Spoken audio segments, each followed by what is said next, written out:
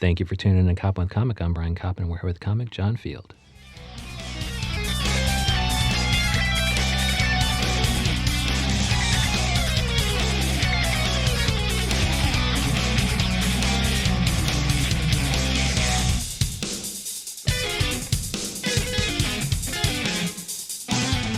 John Field, how the hell are you? I'm doing pretty good. Oh, good. And then where can people find you do stand-up comedy on stage in New York City, and where can they find you online? You can find me online. I have a YouTube channel called The John Field Show where I go back and forth between sketches and video essays about stuff such as dead cats and... The Don't Fuck With Cats thing? No, dead cats. Well, I mean, Don't Fuck With Cats was the documentary where the serial... Somebody told me about that. Yeah. There ended up being a real killer, but he started by killing cats. Yeah. And making snuff films about that. Yeah. Right? So he'd get all the attention, because I guess the rule in the dark web is you don't fuck with cats. Yeah, that's probably a very good idea. But that's a different animal altogether than the John Field Show. Yeah, You're not showing pictures of dead cats. No. It's an essay about like when your cat dies, like what is death, and and you arrive. I mean, you're on the right side of this because you're obviously saying that you should mourn your cat for as long as necessary. Right? Yeah. It's a very pro cat video, and just like trying to look at like what is mourning your pets and like why are pets important. And I have another essay on Josie and the Pussycats, the movie, which is just about gender and genre. And I'm working on my third one right now, which is about the LexCorp Tower, which is, if you ever look at the New York City skyline, it's the one with the triangle on its head. That's kind of near the Empire State Building. Yeah. It nearly collapsed in the 1970s and destroyed everything from 53rd Street all the way up to Central Park. And it seemed like these videos, I mean, they don't have necessarily a lot in common except John Field. Yeah. And so it's just a front-facing thing. And like, how did each of those topics interest you such that you want to do a video essay, a comedic video essay? I mean, this kind of goes back, this goes to the subject of what we're talking about. Yeah, which is porn. I'll say it so you don't have to. I used to work in spam for porn, so I know a little bit about internet marketing. Okay. And originally I had a YouTube channel that was, my original intent of my YouTube channel was to be a community access show. I like Chris Gethard a lot, and I kind of was thinking like, well, what can I do that he hasn't already done?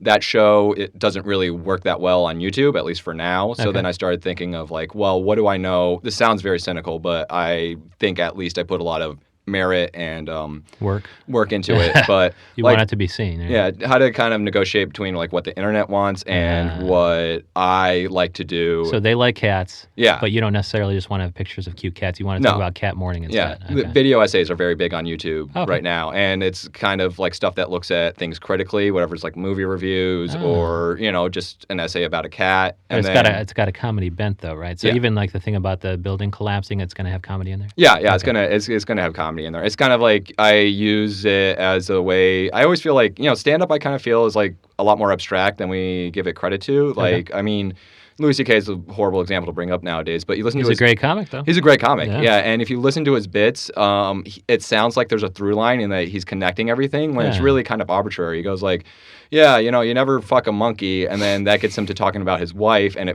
the transition he gives it is very superficial, but it feels connected. Yeah. I kind of do the same with essays, where I kind of have a thesis, but I just use that as a hook to kind of hang off like a bunch of weird ideas I want to throw out. Oh, cool. So it's ostensibly serious, but really you're just going to tell a bunch of jokes in it. Right? Kind of. That, like my cat essay, I open it up and I have this fake thesis of like, this is why cats are important, and this is why Phyllis was the greatest cat that ever lived.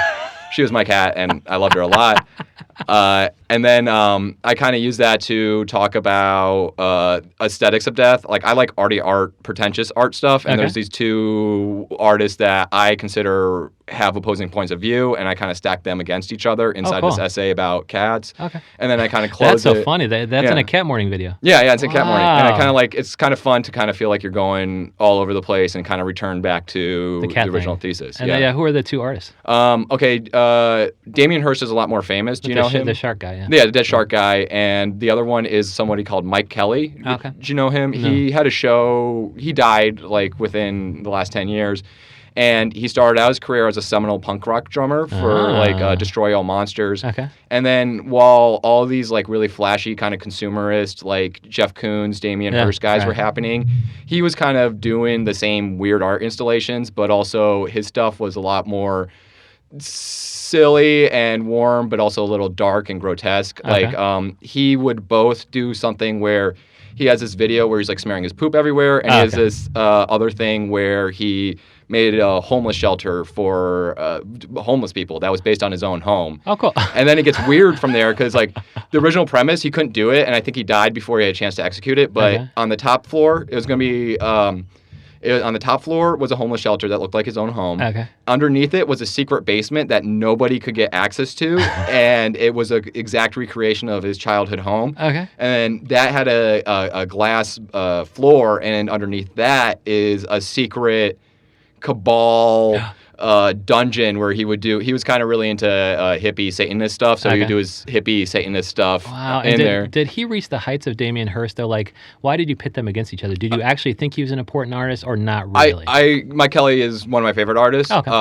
And Damien Hirst, I think, has a very superficial view on death, and I think it's very inwardly pointed. I'm like, oh no, I'm gonna die one day, and that reminder. That's really deep. Yeah, I'm gonna die one day. And like that reminder that you see in art all through history, where you see like the skull that reminds you of death. Yeah, you're going to die. Yeah. I feel like that message of you can't bring it with you. It's only worth saying you can't bring it with you to people who have a lot of things in the first place. Well, that's a good point. So there's like a lot of really interesting ideas and jokes in these ostensibly serious things. Yeah. Okay, and then that will be. I think I actually saw your YouTube channel, which is going to be which is the John Field Show. Yeah. And I saw that on Twitter. And what's that social handle for those? Like where are they going to kind of find the John Field Show if they're not necessarily on YouTube? You can search it on YouTube at the John Field Show. You can find me on Twitter at America's Comic. Oh yeah. I'm also on Byte now because I used to love Vine, and you now said this is Vine too. It's Vine too. So comedians should get on there soon, or it's going to be taken over by 12-year-olds. I mean, yeah, I really feel like it's TikTok without a bunch of dickheads and a bunch of teenagers. And it's the beginning of a platform, which is always the most fun part, and maybe things will get cynical as it goes on. But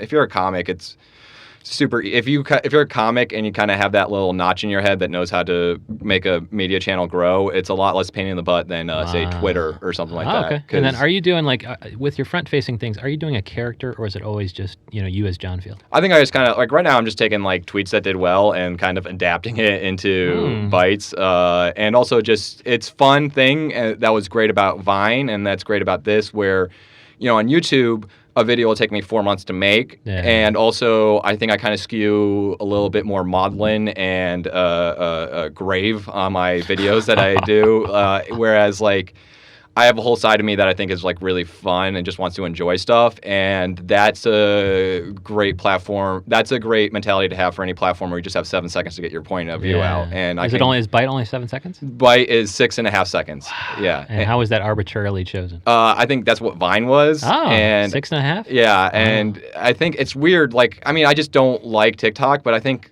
I'll watch TikTok compilations and they go on for like 30 seconds, and I'm a lifetime, and there's something really cool about putting that extreme limit on you that enables you to be more creative, where like you have to fit the joke in, you have to have your there's small stuff in performances, not to be pretentious or anything, but like you have to be able, like a silent film guy from the year 1903, to be able to express something within like half a second. So really limitations clear. can kind of cause the creativity. Yeah. We just had Mike Calcagno on, and he does he has a hilarious bit where he does 2-second videos. Yeah. So what the fuck are you going to do in 2 seconds? Yeah. And then you got to think really carefully about, where to even set this one word that I'm going to do. And of course, the intro goes on 4 times as long as the video itself. Yeah. But I mean, are you bringing anything from the whole spam and porn thing? Like, is there anything in the porn genre that you're going to turn into one of these video essays or into one of these bites? I do have a video essay. Like, I try to think when it comes to my video essays, I try to do it in packs of 5 because I just like having a limit. I don't like the idea of just being compelled to just produce stuff all the time. So I like the idea of giving my audience like, okay, here's a limited thing of 5, and if I want to revisit this essay project, then I'm going to give you another 5 essays. But in the meantime, for my channel to not be locked into like one personality, which is I think a problem with a lot of YouTube channels, is like if you do one sketch that like people like, then you have to like recreate that sketch over and over and over, and then you have a diminishing audience. If I can sell people on my personality and just say, like, I'm just putting out ideas, I'm using YouTube as this, like, blank slate, and here's a couple of series that I'm doing, then whatever. With that said, my next series of essays, I want to do one on porn and talk about. Yeah, I have a couple. I've been kind of sketching it out. Like, I don't even know what the tone of it is. But it's just a lot of it will be about like spam, how we use language on the internet, and also I think it would be like I like to divide my essays up into like it's a 5-paragraph essay, right? Right. You remember like in high school, the opening and the closing and yeah. the 3 topical sentences. Yeah. And I think something I like to do with essays is you hook something in. I have, not to be aggrandizing, a weird, interesting life, and so I can hook people in with like the weird, superficial stuff. Like this guy used to work in porn, so. Like, is the Quaker thing true? Yeah, I'm a Quaker too. Yeah. And is the 2 moms thing true? Yeah, and I'm adopted, so that's what I mean by 2 moms. Okay. On my Twitter account, my Twitter name is John Field has 2 moms. Yeah. It doesn't call either. I don't call either. I love both So you of have them. biological and adopted. Yeah, and never contacted. Well, I talked to my biological dad once. It didn't go well. It's stupid. And it didn't go so well. Yeah. But just even the porn thing, like I'm followed by all these fucking sex robots. Yeah, yeah. And so on Facebook, I have 5,000 friends, and there's about 50 comics, and the rest of them are fucking sex robots. Yeah. And I was like, there's nothing wrong with that, because occasionally they'll like stuff, but they will then rope you into a group message. Yeah. And you have to go in there and ignore messages, but to do so, you have to open it. And then you'll see just the nastiest fucking porn you've ever seen in your life. Yeah. That's not porn you want to see. No. It's not like Time Stopper porn where there's that guy who stops time. Yeah, the Japanese, like the Japanese ones are just so Yeah. interesting. It's not that. It's just some raw ass shit.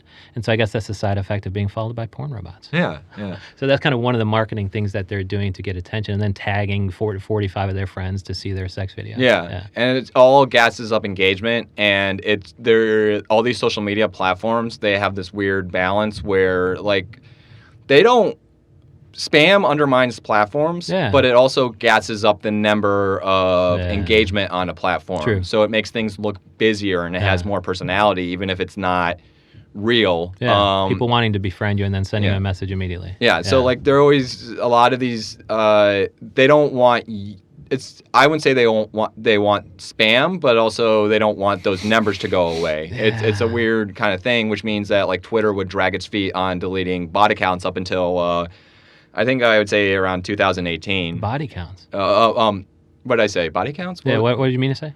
Bot accounts. Oh, you probably did say bot accounts. Yeah. Okay. Yeah, body counts. It's a body account on Twitter. Man, I can't believe they're getting rid of the body counts, or it's taking them so long. And then, are you ever going to do, like, I almost think that you could look, like, if you just did the mustache, you could look like a porn guy. Like, would you ever do that as a character in a front-facing comedy video? Hey, I mean, you wouldn't do any porn stuff, No. but you could just look into the camera and talk some porn shit. I can't think of any ideas off the top of my head.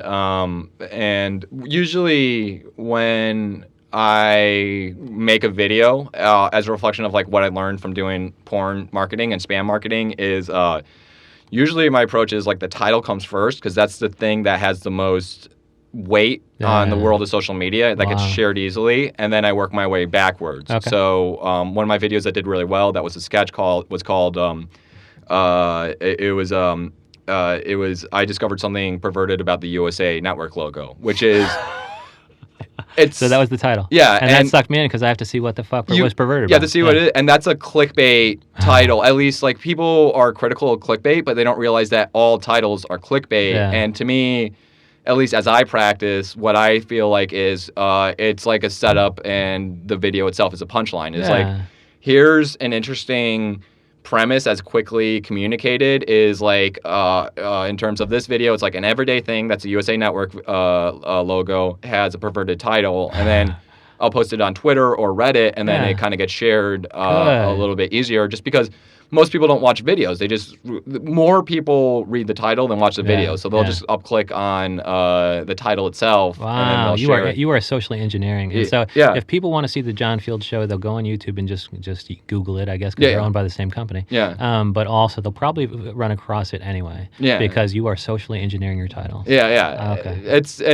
I think I'm good at like can I cuss here? Or, oh, please do. Yeah, like chicken shit and turning it into chicken salad. Like I don't have a lot, and I think my platform that I have right now is a little bit higher than what you could really get, where like a lot of us in comedy, just because this is how social media works, and there's like no jobs anymore, you know what I mean? And there's a million people who all understandably and deservedly want to be creative and express themselves and be seen, but the marketplace is so flooded. Wow. that I kind of know how to.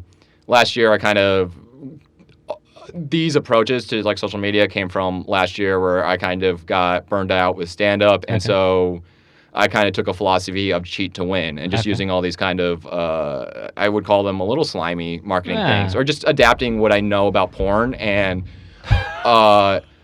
porn communication, and